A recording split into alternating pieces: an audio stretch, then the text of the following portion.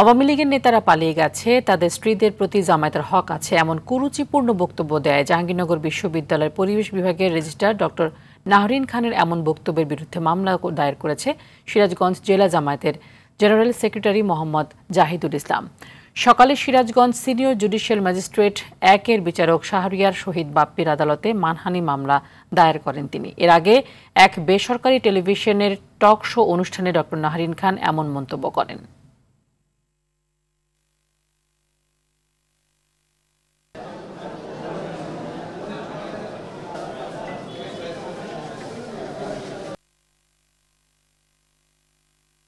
আমি আইনের শরণাপন্ন হয়েছি, নিঃসন্দেহে এটা একটা অপরাধ, এটা ফৌজদারি দণ্ডবিধির মধ্যে পড়ে। সেই ফৌজদারি দণ্ডবিধির আওতায় আমি মামলা করেছি।